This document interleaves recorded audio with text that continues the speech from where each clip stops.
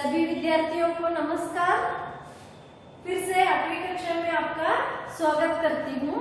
जैसे कि हमने देखा था पिछली कक्षाओं में, आपका जो पहला पाठ था कविता था वह प्रार्थना था, और जो पहला पाठ था वह मिर्च मसाला था, और जो तीसरा पाठ था वह था मेरा देश मेरी माँ। तो कुल मिलाकर कविता और पाठ मिलाकर 3 आपके अभी पाठ खत्म हुए हैं। तो आज हम कविता, यह क्या है, शिक्षा। आज का जो कविता है उसका नाम है शिक्षा। तो विद्यार्थियों, आज हम आपका जो कविता है उसके बारे में जानेंगे। तो उससे पहले मैं आपको बता रही हूँ कि शिक्षा मतलब क्या है। जो हम शिक्षा लेते हैं, जो हम जन्म से लेकर मरण तक, इन जन्म और मरण के बीच में जो लेते हैं उसे ही हम क्या कहते हैं, शिक्षा कहते हैं। इसके बीच में जो हम सीखते हैं वही क्या है, शिक्षा है। देखिए, जब हम पैदा होते हैं तो हम मरते तक क्या करते हैं, कुछ ना कुछ नया सीखते ही आते हैं। जो हमारा जीवन है इसमें हम हर रोज एक कुछ तो कुछ नया सीखते हैं। तो विद्यार्थियों, यह शिक्षा जो है, कोई भी इंसान हो या कोई भी बालक हो या कोई भी एक लड़की हो या कोई भी एक बूढ़ा इंसान हो, जो कोई भी अपने जीवन में सीखता है उसे ही हम क्या कहते हैं, शिक्षा कहते हैं। मतलब जो जन्म से लेकर मरण के बीच में जो हम सीखते हैं वही एक क्या है, शिक्षा है। तो आज हम पाठशाला में जो सीखते हैं वह भी शिक्षा है। जो बच्चा पैदा हुआ है, जो रोता है, रोते रोते जो बच्चा हंसता है वह भी एक शिक्षा है। जो हम क्या करते हैं, पानी बहता है, जो मिट मिट कर पानी बहकर आगे जाता है, तो यह भी क्या है, एक शिक्षा है। तो हम आज शिक्षा इस कविता के बारे में जानेंगे। विद्यार्थियों, आपका जो कविता है उसका नाम है शिक्षा। तो शिक्षा कविता जानने से पहले हम क्या करेंगे, इसके कवि के बारे में जानेंगे। तो शिक्षा इस कविता के कवि हैं ठाकुर गोपाल शरण सिंह। तो विद्यार्थियों, मैंने आपको पहले ही क्या करी थी, बताई थी कि जो कविता लिखते हैं वह कवि है और जो पाठ लिखते हैं वह लेखक है। और वैसे तो आपके 8वीं कक्षा में ज्यादा से ज्यादा पाठ और कविता क्या है, संकलित है। तो आपका जो पहला कविता था प्रार्थना वह भी संकलित था, और जो आपका दूसरा पाठ है मिर्च मसाला वह भी क्या है, संकलित है। और जो आपका तीसरा पाठ था मेरा देश मेरी माँ वह भी संकलित है। तो अब आपका चौथा जो कविता है शिक्षा, इसके कवि हैं ठाकुर गोपाल शरण सिंह जी। तो शिक्षा इस कविता के कवि हैं ठाकुर गोपाल शरण सिंह। तो विद्यार्थियों, आज हम इस कवि का परिचय आपको बताएंगे। तो आज हम इस कविता के कवि परिचय के बारे में जानेंगे। तो ठाकुर गोपाल शरण सिंह जी का जन्म कब हुआ, 1892 को इनका जन्म हुआ। वह भी इनका जन्म रीवा में, झांसी के रीवा में इनका जन्म हुआ। फिर देखिए, इनके जो माता का नाम था प्रभुराज कुंवारी और इनके पिता का नाम है ठाकुर जगत बहादुर सिंह। तो ठाकुर गोपाल शरण सिंह जी के माता का नाम है प्रभुराज कुंवारी और इनके पिता का नाम है ठाकुर जगत बहादुर सिंह। तो इनका जन्म झांसी के रीवा में इनका जन्म हुआ। इनके पिताजी का नाम है ठाकुर जगत बहादुर सिंह और माता का नाम है प्रभुराज कुंवारी। फिर पिताजी संस्कृत के एक अखंड पंडित थे। देखिए, जो ठाकुर गोपाल शरण सिंह जी के पिताजी हैं ठाकुर जगत बहादुर सिंह, ये क्या है, संस्कृत के एक अखंड पंडित थे। उन्होंने संस्कृत जानने वाले एक प्रमुख क्या है, पंडित है। और पिताजी की देखरेख में सिंह जी की शिक्षा प्रारंभ हुई। देखिए, पिताजी की देखरेख में ही सिंह जी की शिक्षा प्रारंभ हुई। फिर उनके 13 वर्ष के अवस्था में इन्होंने अंग्रेजी पढ़ना प्रारंभ किया। देखिए, ठाकुर गोपाल चरण सिंह जी के पिताजी थे ठाकुर जगत बहादुर सिंह और यह एक संस्कृत के अखंड पंडित थे। जो जगत बहादुर सिंह थे, इन्होंने संस्कृत जाने वाले संस्कृत के एक अखंड पंडित थे। फिर पिताजी की देखरेख में ही इनका क्या हुआ, शिक्षा प्रारंभ हुआ। फिर गोपाल शरण सिंह जी, ठाकुर गोपाल शरण सिंह जी अपने 13 वर्ष के आयु में ही अंग्रेजी सीखना प्रारंभ किया। मतलब इन्होंने अपने 13 वर्ष के आयु में अंग्रेजी पढ़ना शुरू कर दिया था। फिर उसके बाद उनके पिता का देहांत हुआ। जब ये 13 वर्ष की आयु में थे तब इनके पिताजी का देहांत हुआ था और मैट्रिकुलेशन से आगे ये पढ़ ना सके। अपने पिताजी की जो देहांत हो गई थी, इसीलिए ठाकुर गोपाल शरण सिंह जी केवल मैट्रिकुलेशन तक ही पढ़ पाए। विद्यार्थियों, मैट्रिकुलेशन इसका हम आज क्या करके पुकारते हैं, मैट्रिकुलेशन को क्या करके बुलाते हैं, एसएसएलसी। 13 वर्ष की आयु में इनके पिताजी का देहांत हो गया, इसीलिए इनको आगे ये पढ़ ना सके, इसीलिए केवल मैट्रिकुलेशन तक ही इन्होंने अपनी शिक्षा की। फिर इनकी भाषा सरल है और बोलचाल भी इनकी सरल है। देखिए, ठाकुर गोपाल चरण सिंह की जो भाषा है वह बहुत सरल और इनकी जो बोलचाल है वह भी बहुत सरल है। महावीर प्रसाद द्विवेदी की प्रोत्साहन से इनको बहुत मिला। देखिए, महावीर प्रसाद द्विवेदी का प्रोत्साहन इनको बहुत मिला था। जब ठाकुर गोपाल चरण सिंह जी मैट्रिकुलेशन खत्म कर आगे इन्होंने जो लेख लिखने लगे तब इनको महावीर प्रसाद द्विवेदी का प्रोत्साहन बहुत मिला था। महावीर प्रसाद द्विवेदी के गुरु थे।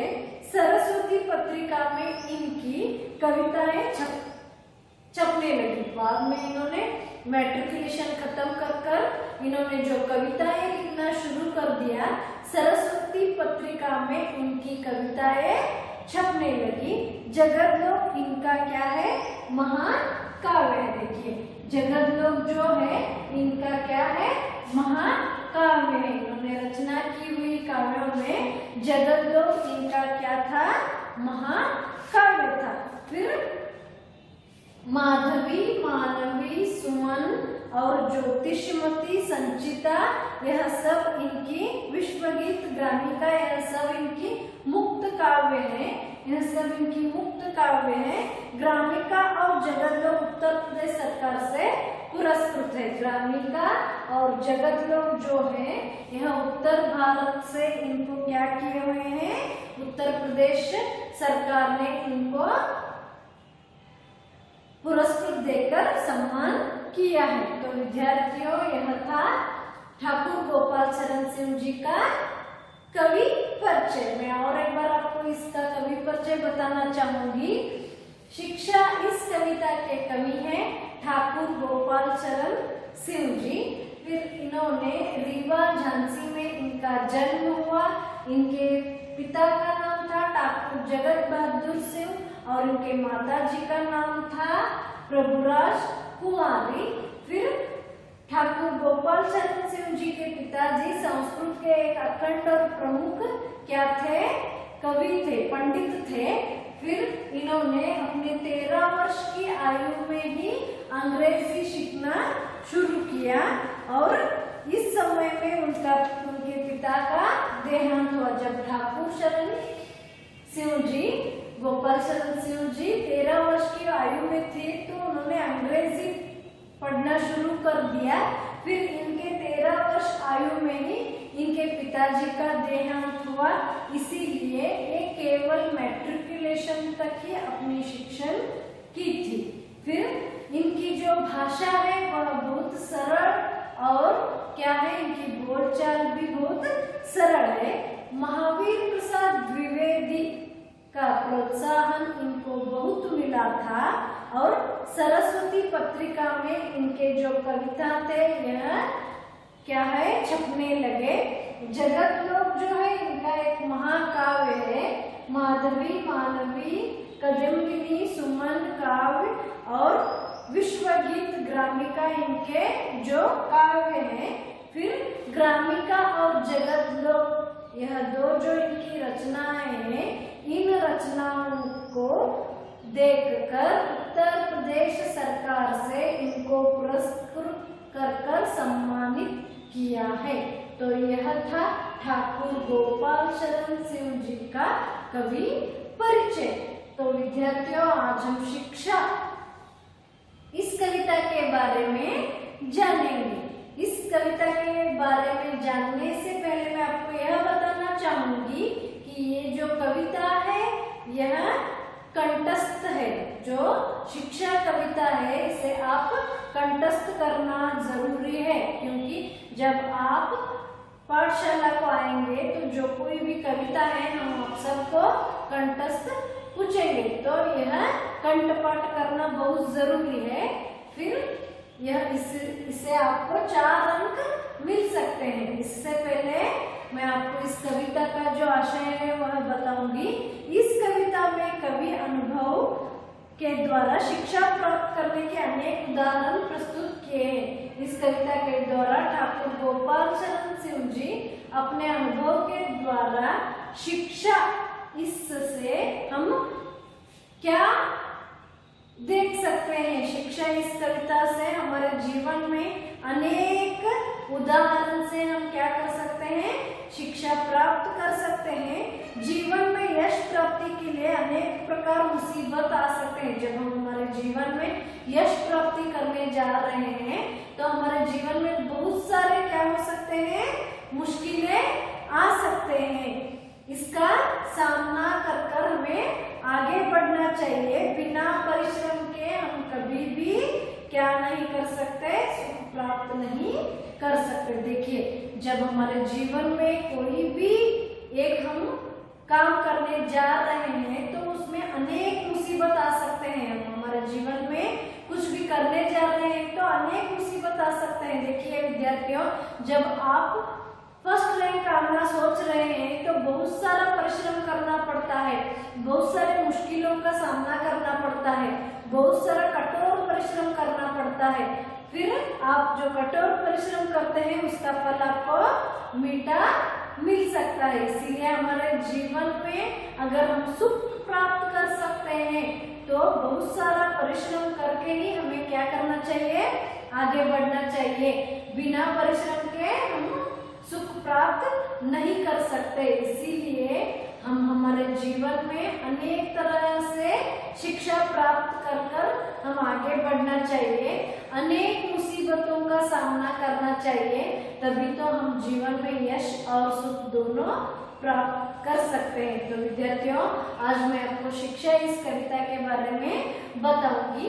इस कविता के बारे में बताने से पहले एक बार इस कविता को पढ़कर सुनाऊंगी, फिर इसका जो सारांश है या भावार्थ है आपको बताऊंगी। देखिए विद्यार्थियों, आपके पुस्तक में देखते जाइए। देखिए, शिशु ने दुनिया में आकर रो रो कर हंसना सीखा, लघु होकर बढ़ना सीखा, गिर गिर कर चलना सीखा। शिशु ने दुनिया में आकर रो रो कर हंसना सीखा, लघु होकर बढ़ना सीखा, गिर गिर कर चलना सीखा।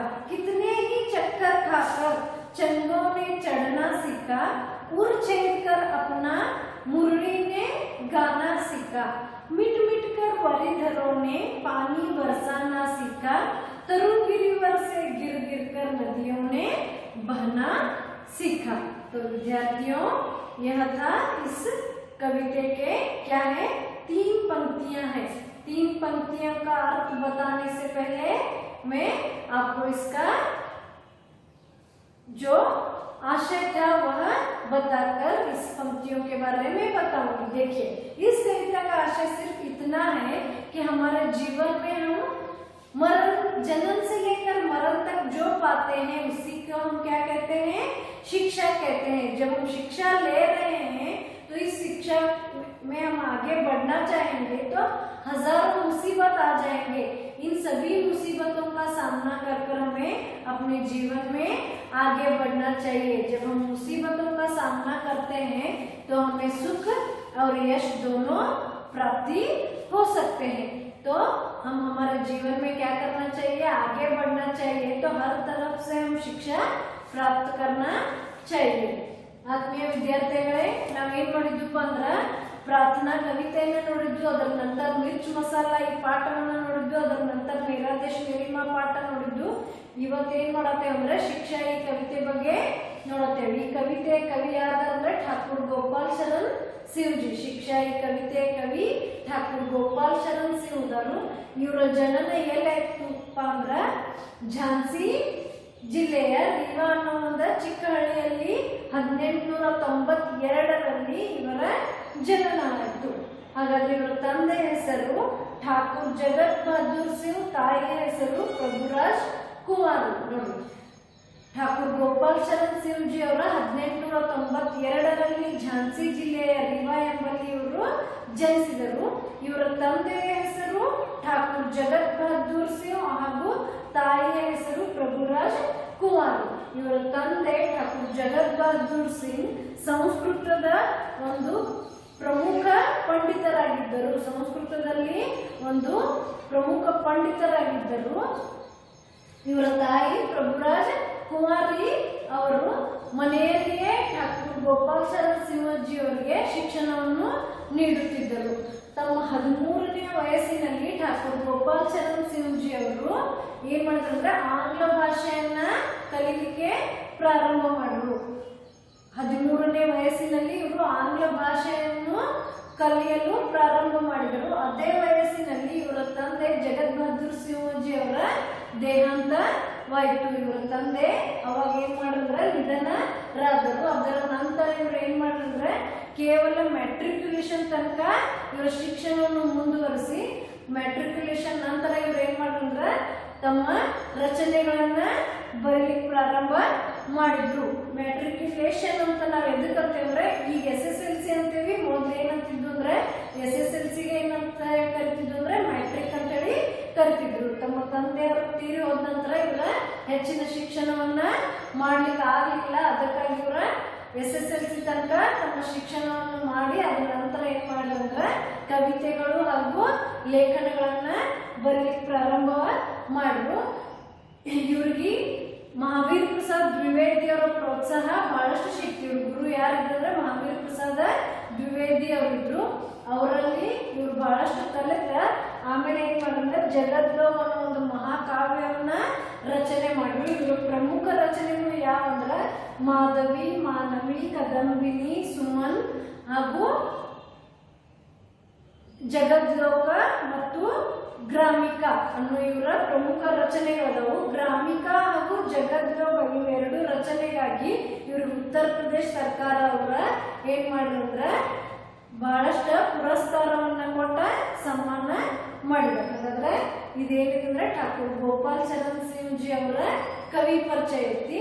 ನಾವಿನ್ನೇನ್ ಮಾಡೋಣ ಅಂದ್ರೆ ಕವಿತೆ ಶಿಕ್ಷಾ ಅನ್ನೋ ಕವಿತೆಯನ್ನ ನೋಡೋಣ. ನೋಡಿ, ನಾವು ಜನನದಿಂದ ಹಿಡಿದು ಮರಣದವರೆಗೆ ಏನಿದ್ರ ನಡುವೆ ಏನ್ ಕಲಿತೀವಿ ಅದಕ್ಕೆ ಏನಂತೇವೆ ಅಂದ್ರೆ ಶಿಕ್ಷಣ ಅಂತೇವೆ. ಕೆಲವೊಂದ್ಸಲ ನಾವು ಬಹಳಷ್ಟು ನಮ್ಮ ಜೀವನ ಒಳಗ ಶಿಕ್ಷಣ ಬಹಳಷ್ಟು ಮಾರ್ಗದಿಂದ ನಮ್ಗೆ ಏನಾಗ್ತೈತಿ ಅಂದ್ರೆ ಶಿಕ್ಷಣ ದೊರಿತೈತೆ. ಅದಕ್ಕೆ ಎಲ್ಲಾ ನಾವು ಬರೇ ಸ್ಕೂಲ್ ಹೋಗ ಅಥವಾ ಎಲ್ಲರ ಶಿಕ್ಷಣ ತಗೊಂಡ್ರೆ ಅಷ್ಟ ಶಿಕ್ಷಣ ಅಲ್ಲ. ನಾವು ಬಹಳಷ್ಟು ಏನ್ ಮಾಡ್ತೇವೆ ಅಂದ್ರೆ ಬೇರೆ ಬೇರೆ ವೇದಿಂದ ಏನ್ ಮಾಡ್ತೇವೆ ಅಂದ್ರೆ ಶಿಕ್ಷಣವನ್ನ ಪ್ರಾಪ್ತ ಮಾಡ್ಕೋತೇವೆ. ಅದ ಇಲ್ಲಿ ಏನ್ ಮಾಡಿದಾರೆ ಅಂದ್ರೆ ಕೆಲವೊಂದು ಉದಾಹರಣೆಯನ್ನ ಕೊಟ್ಟ ಈ ಕವಿತೆಯನ್ನ ಕೊಟ್ಟಾರ. ನೋಡ್ರಿ, ನಾವು ಶಿಕ್ಷಣ ನಮ್ಮ ಜೀವನ ಒಳಗೆ ಏನ್ ಮಾಡ್ತೇವೆ ಅಂದ್ರೆ ಪಡ್ಕೋಬೇಕಾದ್ರೆ ಬಹಳಷ್ಟು ಕಷ್ಟ ಪಡ್ಬೇಕಾಗ್ತೈತಿ. ನಮಗ ಶಿಕ್ಷಣ ಸಿಗ್ಬೇಕಾದ್ರೆ ಕಠಿಣ ಪರಿಶ್ರಮ ಯಾವಾಗ ಮಾಡ್ತೇವಿ ಅವಾಗ ನಾವು ಜೀವನ ಒಳಗೆ ಏನ್ ಮಾಡ್ತೇವೆ ಅಂದ್ರೆ ಸುಖ ಹಾಗೂ ಯಶನ್ನ ಪ್ರಾಪ್ತ ಮಾಡ್ತೇವೆ. ಹಂಗ ಕಠಿಣ ಪರಿಶ್ರಮ ಇಲ್ಲದ ಹಂಗ ನಮ್ಗೆ ಸುಖ ಸಿಗ್ಬೇಕು ಅಂದ್ರೆ ಯಾವಾಗೂ ಸಿಗಕ್ಕೆ ಸಾಧ್ಯ ಇಲ್ಲ. ಅದಕ್ಕಾಗಿ ಠಾಕೂರ್ ಗೋಪಾಲ್ ಶರಣ್ ಶಿವಜಿ ಅವರ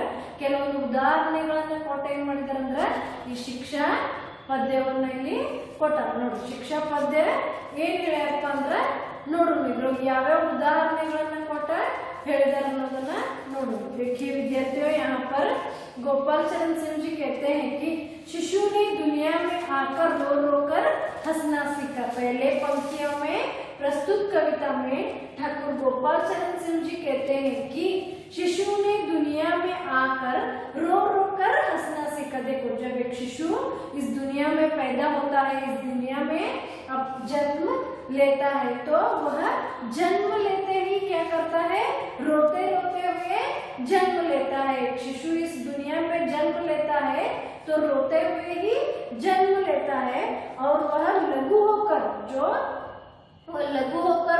क्या होता है, बढ़ता है, तो वह गिर गिर कर चलना सीखता है। जब पैदा होता है तो रो रो कर क्या करता है, हंसना सीखता है। देखो, कोई भी इंसान या कोई भी बच्चा जब पैदा होता है तो पहले वो अपने माँ के पेट से रोते हुए ही क्या होता है, पैदा होता है। फिर रो रो कर वह कैसे हंसना वह सीखता है। फिर उसके बाद लघु होकर जब थोड़ा थोड़ा सा वह बड़ा होता है तो लघु होकर वह बढ़ना सीखता है, और गिर गिर कर जब एक बच्चा चलता है तो वह गिर गिर कर क्या करता है, चलना सीखता है। देखिए, जब एक बच्चा पैदा होता है तो वह रो रो कर कैसे हंसना वह सीखता है। जब हम सभी पैदा हुए हैं तो हम अपने माँ के कोख से रोते हुए ही पैदा हुए हैं। फिर बाद में हम रो रो कर कैसे हंसना वह सीखे हैं। उसके बाद हम क्या करते हैं, लघु होकर बढ़ना सीखते हैं। जब हम लघु होकर बढ़ते हैं तो वहां पर हमेशा हम चलते वक्त क्या करते हैं, गिरते हैं। फिर हम क्या करते हैं, बहुत बार गिर गिर कर चलना सीखते हैं। तो यहाँ पर कवि प्रस्तुत कविता में यही कहते हैं कि शिशु ने इस दुनिया में आकर रो रो कर हंसना सीखा। जब हम इस दुनिया में आते हैं तो रोते हुए कैसे हंसना सीखते हैं। फिर हम लघु होकर बढ़ना सीखते हैं, थोड़े थोड़े कर हम बढ़ते हैं, बड़े होते हैं। उसके बाद हम क्या करते हैं, गिर गिर कर। जब हम छोटे रहते हैं तो बहुत बार हम क्या करते हैं, गिरते हैं। फिर गिर गिर कर ही हम क्या करते हैं, चलना सीखते हैं। कोई भी बच्चा या कोई भी इंसान पैदा होते ही क्या नहीं करता, चलना नहीं सीखता। जब वो चलना सीखता है तो बहुत बार वो अपने जीवन में गिरता है, फिर वह क्या करता है, चलना सीखता है। तो यहाँ पर ठाकुर गोपाल चरण सिंह जी यही कहते हैं कि जब शिशु इस दुनिया में पैदा होता है तो रो रो कर हंसना सीखता है, लघु होकर बढ़ना सीखता है, और क्या करता है, गिर गिर कर, हमेशा बार बार गिरता है, गिर गिर कर ही वह क्या करता है, चलना सीखता है। तो यही क्या है, इस जो पहले पंक्तियों का अर्थ है। ಆತ್ಮೀಯ ವಿದ್ಯಾರ್ಥಿಗಳೇ, ಏನ್ ಹೇಳಿದಾರಂದ್ರೆ ಠಾಕೂರ್ ಗೋಪಾಲ್ ಚಂದ್ರ सिंह जी और ಏನ್ ಹೇಳಿದಾರಂದ್ರೆ शिशु ने दुनिया में आकर क्या करता है, रो रो कर हंसना सीखता है। ನೋಡ್ರಿ, ಒಂದು ಶಿಶು, ಒಂದು ಕೂಸ ಈ ಜಗತ್ತೊಳಗೆ ಹುಟ್ಟಿದ ಅಥವಾ ತನ್ನ ತಾಯಿ ಗರ್ಭದಿಂದ ಯಾವಾಗ ಹುಟ್ಟತೈತಿ ಅವಾಗ ಏನಾಗ್ತೈತಂದ್ರ ಅಳ್ಕೊಂತ ಏನಾಗ್ತೈತಿ, ಹುಟ್ಟತೈತಿ. ಆಮೇಲೆ ಏನ್ ಮಾಡ್ತೈತಂದ್ರ ಅಳ್ಕೊಂತ ಅಳ್ಕೊಂತ ನಗು ಅನ್ನೋದನ್ನ ಕಲಿತೈತಿ. ನಾವೆಲ್ಲ ಹುಟ್ಟಿದಾಗ ಏನ್ ಮಾಡ್ಯಾವಂದ್ರ ಅಳ್ಕೊಂತ ಹುಟ್ಟೇವಿ, ಆಮೇಲೆ ನಾವು ಅಳ್ಕೊಂತ ಅಳ್ಕೊಂತ ಹೆಂಗ್ ನಗೋದ ಅನ್ನೋದನ್ನ ಕಲ್ತೇವೆ. ಅದ ಕವಿ ಏನ್ ಹೇಳ್ತಾರಂದ್ರ ಎಲ್ಲರೂ ಒಮ್ಮೆ ಯಾವ್ದು ಶಿಕ್ಷಣನ ಪ್ರಾಪ್ತ ಮಾಡಂಗಿಲ್ಲ. ಒಂದು ಶಿಶು ಉದಾಹರಣೆ ತಗೊಂಡು ಏನ್ ಹೇಳ್ತಾರಂದ್ರ ನಾವು ಹುಟ್ಟಿದಾಗ ಅಳ್ಕೊಂತ ಅಳ್ಕೊಂತ ಹುಟ್ಟತೇವಿ, ಆಮೇಲೆ ಅಳೋದ್ ಬಿಟ್ಟು ನಗೋದ್ ಹೆಂಗ್ ಅನ್ನೋದನ್ನ ನಾವು ಕಲಿತೇವೆ. ಆಮೇಲೆ ಲಘುವಾಗಿ ನಾವು ಏನಾಗ್ತೇವೆ ಅಂದ್ರೆ ಸ್ವಲ್ಪ ಸ್ವಲ್ಪ ಏನಾಗ್ತೇವಿ, ದೊಡ್ಡವರಾಗ್ತೇವಿ. ಅದ್ರ ನಂತರ ನಾವು ನಡಿಬೇಕಾದ್ರ ನಾವು ಫಸ್ಟ್ ಹುಟ್ಟಿದ ಕೂಡ ಯಾರು ನಡೆಯಕ್ ಬರಂಗಿಲ್ಲ. ಸ್ವಲ್ಪ ಸ್ವಲ್ಪ ಆದ್ಮೇಲೆ ನಾವ್ ಏನಾಗ್ತೇವೆ ಅಂದ್ರೆ ನಡೆಯಕ್ ಕಲ್ತು ಅಂದ್ರ ನಡೆಯೋದ್ರ ಬಹಳಷ್ಟು ಏನ್ ಮಾಡ್ತೇವೆ, ನಾವು ಬೀಳ್ತೇವಿ, ನೋವು ಆಗ್ತೈತಿ. ಆಮೇಲೆ ನಾವ್ ಏನ್ ಮಾಡ್ತೇವೆ ಅಂದ್ರೆ ನಡೆಯೋದನ್ನ ಮತ್ ಪ್ರಯತ್ನ ಮಾಡ್ತೇವಿ, ಮತ್ ನಡೆಯೋದನ್ನ ನಾವು ಕಲಿತೇವಿ. ಏನ್ ಹೇಳ್ಯಾರಂದ್ರೆ ಕವಿ, ಒಂದ ಶಿಶುದ ಉದಾಹರಣೆ ಕೊಟ್ಟು ಶಿಶುದ ಚಿತ್ರವನ್ನ ನಿಮ್ಗೆ ಕೊಟ್ಟು ಏನ್ ಹೇಳಿದಾರಂದ್ರ शिशु ने इस दुनिया में आकर रो रो कर हंसना सीखा, लघु होकर बढ़ना सीखा, फिर गिर गिर कर क्या करना सीखा, चलना सीखा। तो यहाँ पर पहले पंक्तियों में यही कवि शिशु का उदाहरण देकर कहते हैं। तो फिर दूसरे पंक्तियों में कवि कह रहे हैं कि कितने ही चक्कर खाकर चंगों ने चढ़ना सीखा। फिर यहाँ पर कवि कहते हैं कि कितने चक्कर खाकर चंगों ने चढ़ना सीखा, उर छेद कर मुरली ने गाना सीखा। देखिए यहाँ पर उदाहरण देते हुए कवि कहते हैं कि कितने ही चक्कर, जब हम क्या करते हैं, चंगों का मतलब क्या है यहाँ पर, पतंग है। जब हम पतंग छोड़ने के लिए ऊपर जाते हैं तो क्या करता है, पतंग एक ही बार हमारा पतंग नहीं उड़ता। जब हम पतंग छोड़ते हैं तो वह बहुत सारे चक्कर खाकर तोड़कर फिर नीचे गिर जाता है। फिर वह क्या करता है, चढ़ जाता है। एक ही बार किसी का पतंग चढ़कर उड़ता नहीं है। जब हम पतंग छोड़ने के लिए जाते हैं तो कहीं भी अटक कर वो क्या करता है, गिरता है। फिर बहुत बार हम पतंग छोड़ने के लिए कोशिश करेंगे तो वह पतंग क्या करता है, उड़ता है। इसीलिए कवि कहते हैं कि यहाँ पर पतंग का उदाहरण, यहाँ पर कवि कहते हैं कितने ही चक्कर खाकर चंगों ने उड़ना सीखा। देखिए पतंग एक ही बार नहीं उड़ता। तो फिर कवि कहते हैं कि उड़ छेद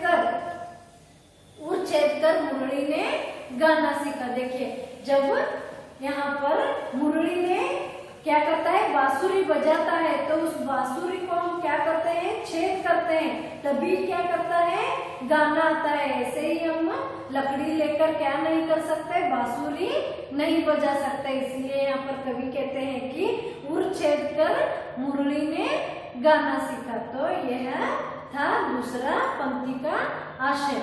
और मैं और एक बार आपको दूसरे पंक्ति कल बताऊंगी। और आप क्या कीजिए, जो ये ठाकुर